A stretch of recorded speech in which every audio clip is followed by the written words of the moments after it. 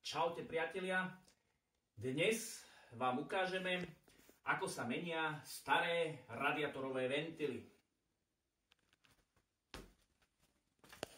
Určite dobre poznáte starý radiátorový ventil, rozsypaný, celé zle.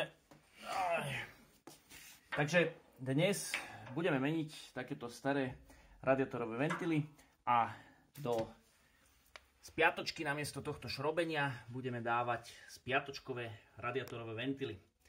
Takže poďte ďalej s kamerou.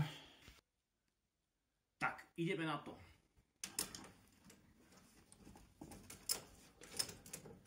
Tak, ventil sme si vymontovali. Tu už máme pripravený závitorez.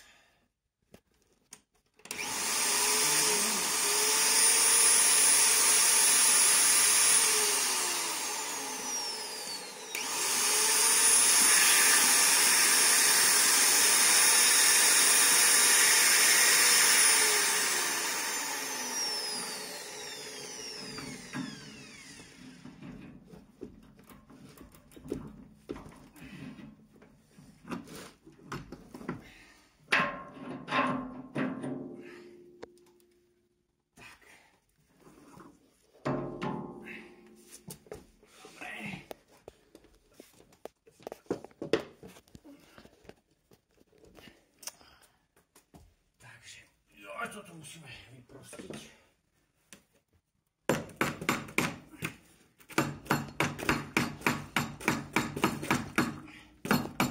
Dobre, toto preruš. To je ťažké. Pokračujeme.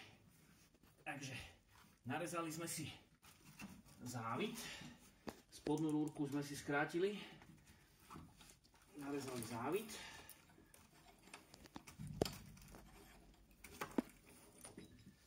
No a pokračujeme v montáži. Pauza. Voilà. Hotovo.